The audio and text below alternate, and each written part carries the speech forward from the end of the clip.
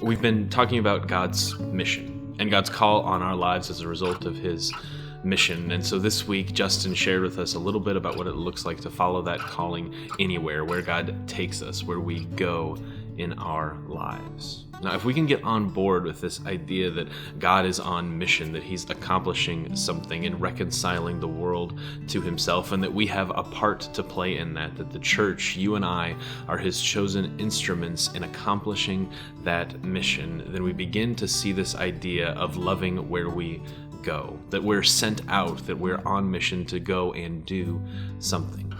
As a matter of fact, it's really caught up in the definition of what it means to be a disciple, a follower of Christ. We see this at its early onset when Jesus gives that great commission to his disciples, that being sent to make more disciples is a part of the very basic fabric of what it is to follow Jesus. Let's read that together.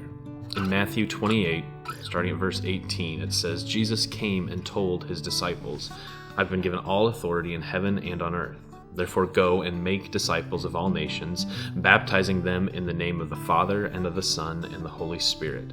Teach these new disciples to obey all the commands I have given you, and be sure of this, I am with you always, even to the end of the age.'" Go and make disciples. It's the very first thing that Jesus says as far as what it looks like to be a disciple, is that we are sent on mission to go and make more disciples. At the Ransom, we define a disciple as someone who can recognize and respond to the voice of God in their life and who teaches others to do the same. A big part of this idea of loving where we go is the second part of that definition, that once we hear from God, that we respond by going and making more disciples, by teaching people the very same things that we're doing. This is actually kind of a hinge point for what it looks like to be a disciple. Many of us are getting good at recognizing and responding to the voice of God, but we're not so good, or we haven't been trained, or we just don't have opportunity to teach others about what we're doing in our own personal lives. And so a big part of what we're talking about being sent and making disciples, is this idea of going.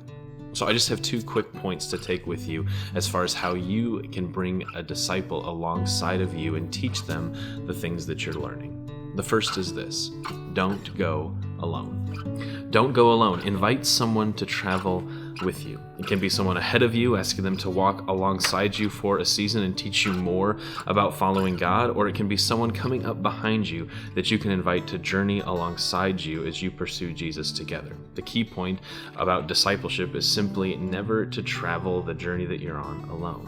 And the second is just as simple: intentionally teach someone about Jesus. This doesn't happen accidentally, and it doesn't happen by chance.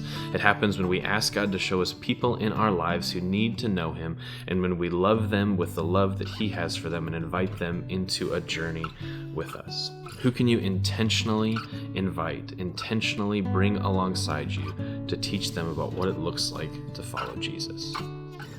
Followers of God recognize that he's on a mission of reconciling the world to himself. They recognize that our place within that is to go and teach people about how God is doing it, that we're a part of God's story and his mission, and we're sent out to be the love of Christ and the love of God where we go. Two questions that can bring this home for us are simply: who are you discipling, and who is discipling you? If you can answer both of those questions and continually refresh them in your mind, you'll have a great opportunity to teach others about following Jesus and to learn yourself. Who are you discipling, and who's discipling you?